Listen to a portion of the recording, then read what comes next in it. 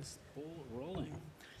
Good afternoon and welcome to day one of AusCERT2022. My name is Valdemar Jacobson from Business Aspect and I'm your chair for this session. For this session we have Jonathan Neal talking about rethinking your identity strategy and how to determine what security is enough security, or have you got the controls right in your business. Please welcome Jonathan. Thank you very much indeed, and welcome. So, yes, I'm Jonathan Neal. I'm the Vice President of Solution Engineering for Saviynt.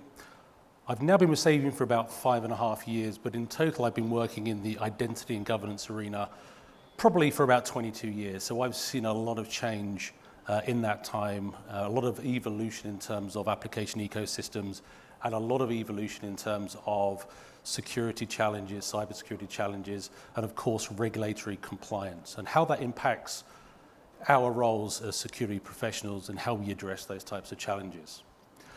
So it's fantastic to be at AusCERT. It's also fantastic to be doing in-person events again. I think if you're all like me, I got tired of doing webinars after the first 6 months of the COVID lockdown. So it's a refreshing change to be actually able to meet and talk to people in person. Okay, so in this session, what I'm going to be talking about is some of the strategies that you can employ to rethink your identity governance strategies for the modern enterprise. So before we do that, we'll just take a recap really on just looking back at what are some of the aspects that are causing us concerns or causing us challenges. So looking at how the evolving cybersecurity landscape has affected the roles that we have, the role we play, and also the types of tools and processes that we need to deploy in order to ensure that our customers or our partners are staying safe. Once we've done that, we'll then start to look at some of the strategies to rethink and redefine your IGA strategy. How do we reskill? How do we reskill your environment so that you can address some of these new concerns? And of course, how do you reboot? How do you start fresh? How do you start taking the new way of thinking, the new way of developing the skills and the platforms that you have at your disposal to reboot your IGA strategy so it's fit for the modern enterprise? Business is changing, and I think in the last few years, sometimes due to COVID, business has actually changed at a more rapid pace than we've ever seen before. And we've seen a huge explosion in the number of digital first or digital transformation programs. And that's introduced a lot of new IT challenges and a lot of new cybersecurity challenges. It's also had the knock-on effect that what it's done is introduced a whole nother set of identities that we need to manage and govern within the enterprise. Whether that's employees, contractors, partners, the supply chain, RPA, IoT devices, workloads, identities are everywhere. So now really is the right time to start looking at rethinking your IGA strategy. But what are some of the challenges? For me, targeted attacks often compromise mismanaged identity scenarios. Now, whether that is just poor or weak password management or password hygiene, whether that is ungoverned or unmanaged supply chain user accounts, or whether it's, of course, privileged identities that remain within your systems with standing privileges that are often excessive and a great way for an attacker to enter your network and move laterally across. And we've seen loads of examples where privileged identity particularly has been exploited to cause not only business disruption, but also financial losses. And maybe we'll cover some of those as we go through. So some interesting statistics. There was a recent survey, and the survey returned 79% of the organizations within that survey admitted that they'd had some kind of identity-related breach within the last 2 years. Now that's a pretty frightening prospect, 79% of those organizations. But I also think what's more critical is the fact that 99% of those organizations believed that their identity-related breaches were absolutely preventable. But what's the impact of just doing nothing? Let's understand that.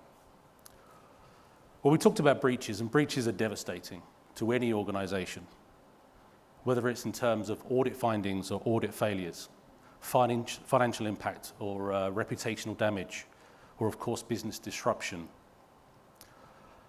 But I actually think some of the root cause is the fact that the tools that are currently deployed in a lot of organizations are either out of date, too expensive or too costly to own and operate properly, and are effectively wholly ineffective at dealing with a modern set of threats. So if you stop for a moment and you reflect on this huge explosion in the numbers of different types of identities that you manage, plus the risk that you introduce to your organization by not managing those identities appropriately, you can really see the size of both the challenge and opportunity that lays ahead. So how do we start to rethink our IGA strategy? How do we start to sort of remap what it is that's important to us and how we can implement the proper tooling and the proper controls to ensure that we are governing and managing our identities appropriately?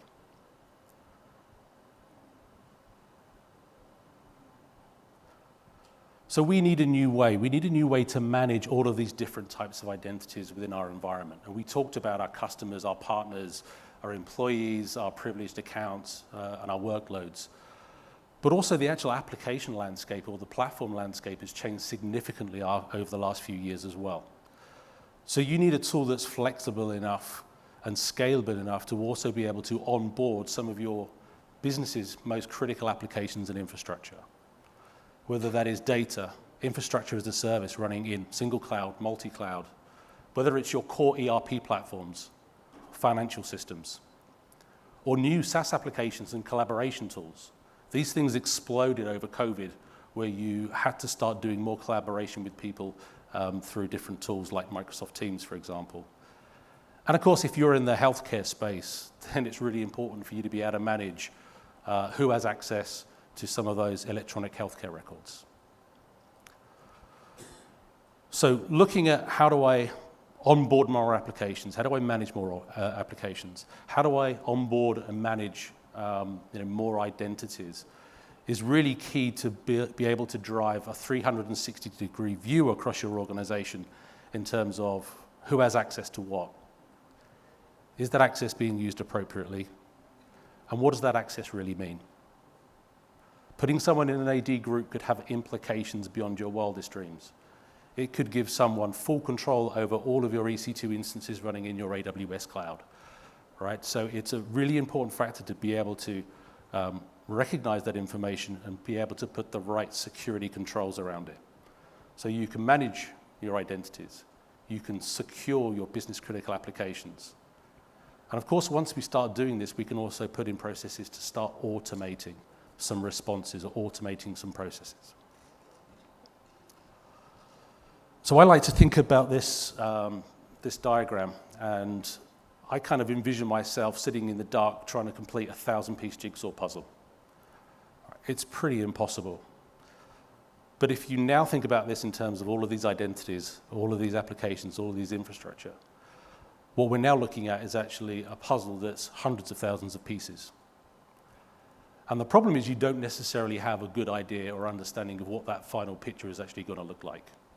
So you take that problem and you magnify it many, many times over.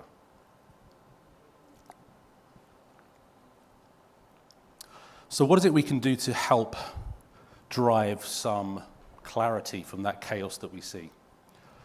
And the way that we do that today is by using modern capabilities like machine learning, intelligence, analytical controls, which really does help an organization implement better automation.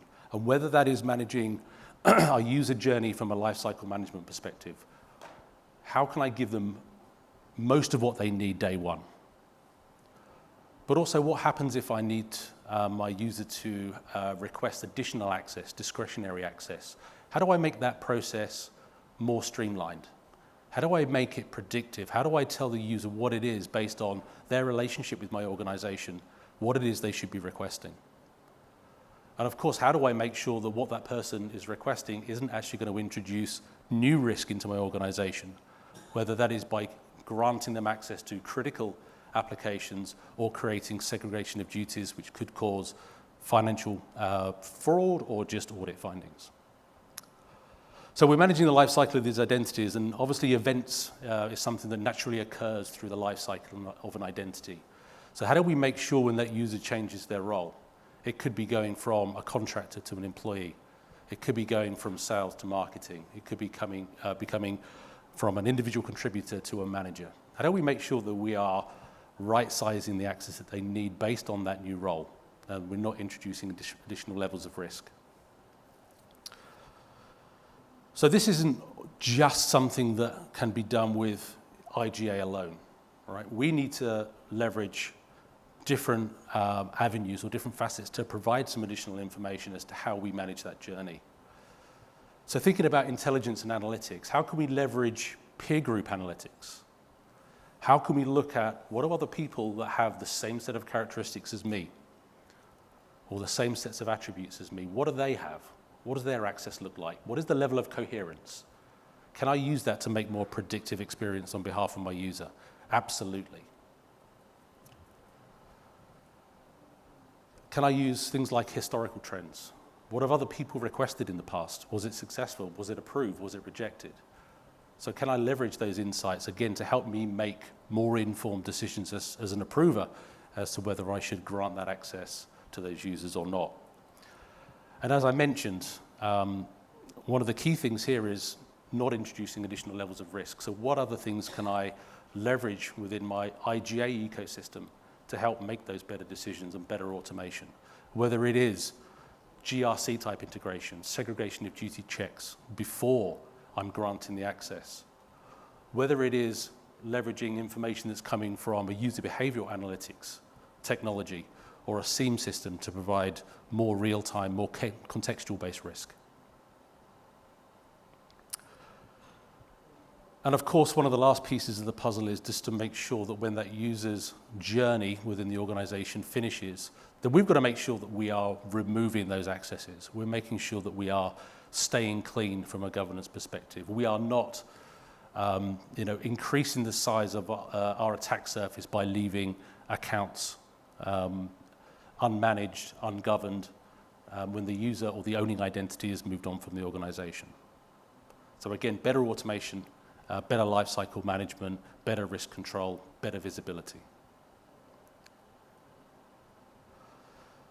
So if you think about that from an IGA perspective, think about all the things that are possible to do, then it is possible to start conquering some of these identity challenges. And it could be all of the above. It could be just a subset of these. Maybe you just want to modernize a legacy IGA or PAM solution. Maybe you've got a problem managing your supply chain, your third parties. Or maybe it's achieving continuous compliance controls, highly regulated financial systems. So these can all be done when you start looking at IGA more holistically, looking at your applications more holistically and how you manage those access. The days of having individual silos of GRC technologies, of provisioning technologies, of PAM technologies, are really a thing of the past, and they're the things that introduce risk and latency and can cause identity mismanagement. So how do we reskill? We're rethinking our IGA. We understand what the problem is. The risk is of having all these unmanaged and ungoverned identities. The risk of not incorporating all of our applications into our new IGA ecosystem. I always say reskilling is about people, process, and technology in that order. So certainly you've got to do an amount of reskilling in terms of what is possible with a modern IGA technology. What's changing in terms of industry best practice? What's happening in terms of the direction that the industry is going?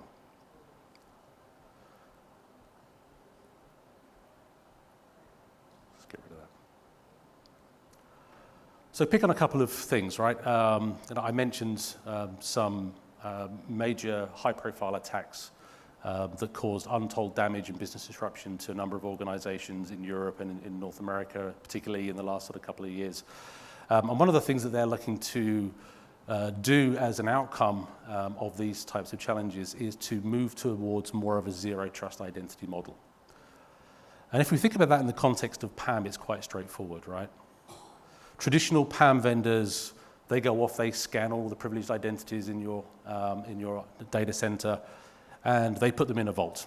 And then they put some services around which allows you to check in, check out, and rotate password. That's not actually solving the problem. It's just centralizing the problem. You haven't reduced your attack surface. So you haven't necessarily implemented anything that's going to drive real security benefits. So a lot of our customers are now looking at a new approach. How do we manage PAM differently? How do we do this based on more of a just-in-time, just-enough approach? How do I request access to a privileged resource with privileges that allow me to perform certain functions? Only when I need it. Only as much as I need. And of course, how do I make sure that when I finish doing that activity, that information is actually removed? And we'll talk about some of that in a second. But if you think about identity, you think about governance, privilege, you've got to be able to adapt to changes. As we've said, we've seen unprecedented changes in the last 2 years alone. The explosion of digital transformation, the explosion of the numbers of identities, the types of applications and systems and platforms. So being agile with an IGA program, is again paramount to successful implementation. Not taking 2 months to onboard a new application, by which time there's maybe another application or another release or something else that's come on to take its place. And we talked a lot about automation, automating additional decisions, not just from should this person have access to something, but what about if I'm doing something that I believe is not necessarily within the best interests of my organization? What about if it is something that is outside the remit of what that person subscribed to doing as they executed a privileged session? So how do we make automated decisions in terms of removing that access, shutting down that session automatically based on certain risk signatures? And of course, how do I bring more context to risk? I think one of the things, actually I'll show this on the next slide because it's probably easier to describe this.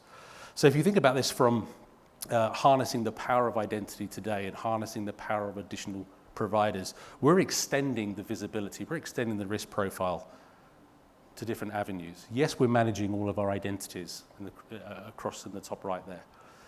And we're feeding that into our risk engine within our IJ solution, which allows us to make intelligent decisions based on access requests, on certification campaigns, on risk management, and so on. But what about if I could tell you about something even more powerful than making those types of decisions? What if I'm a Salesforce user and I have, because of my role as a VP of sales, I have the ability to export my customer list. It's in my role, right? I have access to the customer list. What if I was able to tell you that for the last 2 weeks that person's been on job sites? Would you make a different decision as to whether you allowed that operation to happen based on that additional risk context? Right? Absolutely. What if I'm requesting access as a DevSecOps guy, right? I own the infrastructure that's running in my cloud service. And my role is to manage this. I have privileged access to a lot of my services. So for me, accessing a particular service isn't necessarily a risk in itself, or it wouldn't be an easy to identify risk, because the risk doesn't actually exist with me as the person. The risk doesn't actually exist with the operation that I'm trying to undertake. The risk is actually what I'm trying to access. So what if we can tell you that the service that that person is requesting access to is compromised? It hasn't been patched. It has open SSH ports, open RDP ports, unencrypted disks attached to that workload. Would you make a different decision as to whether you allowed access to that endpoint, given that information? Absolutely you would. So when we talk about leveraging different risk contexts, we think about a wider set of risk providers that are common in your ecosystem. Again, breaking down some of those silos and being able to drive more value by getting in more contextual, more real-time risk analysis.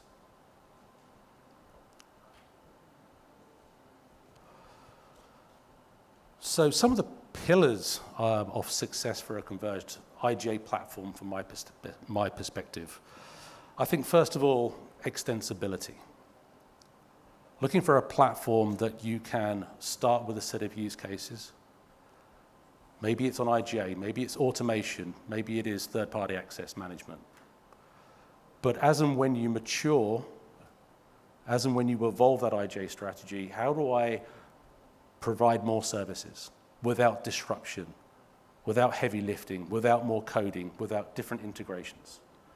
So I'm looking for a platform that will allow me to start and address my immediate business goals, but also to be able to quickly adopt new modules, new features to address the business goals or the IT goals of the future. Built in the cloud, fast time to value. I mentioned in my introduction that I've spent 22 years doing IGA, so I've been through the whole pain of heritage, legacy, whatever you want to call it, in terms of IGA on-prem, where it takes you 6 months to do the sizing of the hardware, work out which OS you need to run to be supported across all these platforms, building the platform, acquiring the technologies. It takes 6 months. And what have you done? You've achieved nothing other than built a platform. And in my time, there were so many different IGA programs that reached the 18-month point, and the only achievement that actually happened was the fact that they had onboarded a handful of applications for provisioning, and they had implemented password reset. Fantastic, right? An IT tool for an IT job. So again, the whole business landscape has completely changed. It's a business enablement tool. It's an agile tool that allows you to move at the speed of business, right, rather than restricting the speed of business and without compromise to security or regulatory compliance. So built in the cloud, fast time to value, configuration and not code. All of these things are high on my agenda when I'm looking at rebooting or rethinking my IGA. Best-in-class service engagement model. You know, that's really important. I need experts, people that have been there, people that have done this, people that have addressed these types of problems in the past. Because this is not about having Java developers or .NET developers, right, deployed for your IGA program. This is about business and risk consulting.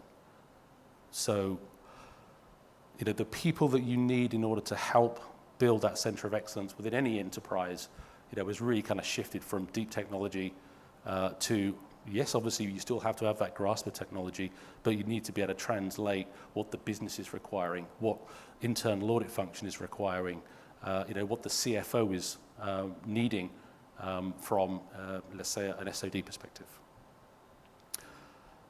And operational excellence, absolutely, being able to have a platform that is more scalable, more resilient, more secure than anything that you've built in your data center. You know, how many data center people have their own SOC 2 Type 2, ISO 27001:17, FedRAMP certifications?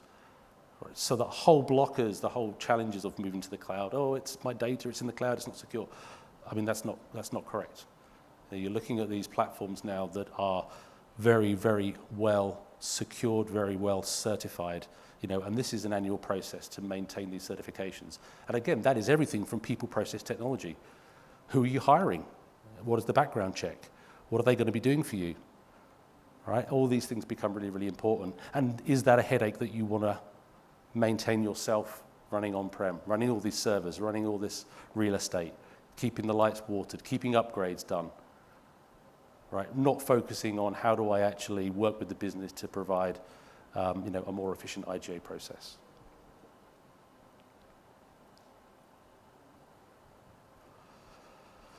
So we think about rebooting. So we now understand what the problem landscape is. We know that we've got to rethink things. We've got to do things in a slightly different way. And we know that we've got to be ready to reskill based on the way that we're going to address some of these issues. So what about what's happening in terms of the industry? So again, there's been a number of surveys and things that happen frequently, and Gartner are a major provider or source of these types of things. So in a recent survey a year or so ago, people were asked what is the most important thing in the future of a converged IAM or IGA platform. 52%, that's the majority, want a platform that meets all of their requirements. They don't want to employ Java developers, .NET developers to do this kind of stuff anymore. They want something that will give them out the box exactly what it is they need. 27% said, I'm happy to have some misses. I'm happy not to cover everything that I need, but actually what I need is a tool, a broader tool, that's going to allow me to do more with less. So whether that is converging GRC with IGA, or whether that's converging PAM with IGA, or third-party access governance with IGA. And 21% said the most important thing for them is a SaaS-delivered model. So these are just some insights that you might want to take away. Market predictions, 45% of respondents said that they were looking for a converged platform. That was one of the most important things for them. Incredibly, 84% of people said that they were looking for a shift to cloud, and whether that is IGA, whether that is IGA and PAM, whether that's just PAM standalone. So to meet the demands of cloud, you've got to be in the cloud, you've got to be born and architected in the cloud. And of course, not everybody is at the same level of maturity. So it's okay, all right? We all have a different starting point, we all have a different journey with which to get to our end point. So it could just be that your main priority is building in better automation, using analytics to drive better decision making so I can make sure I'm provisioning my day one users with the right access that they need to be effective and efficient from day one.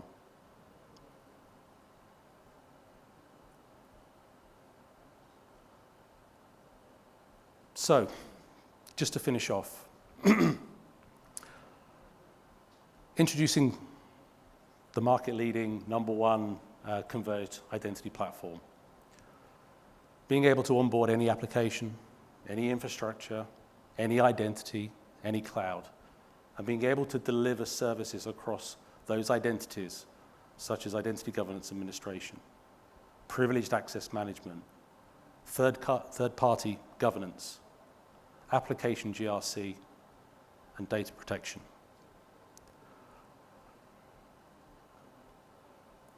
I forgot an end slide. My apologies.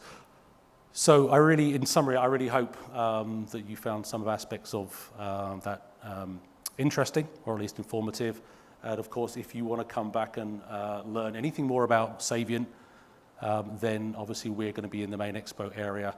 So I'm happy to take any questions if we've got any couple of minutes left. Or I can take some questions back at the booth.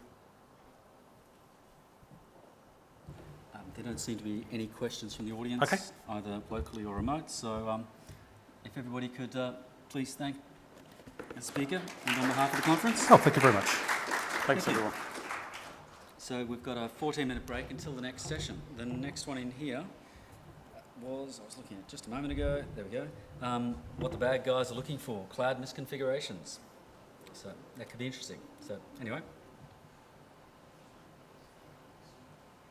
All right.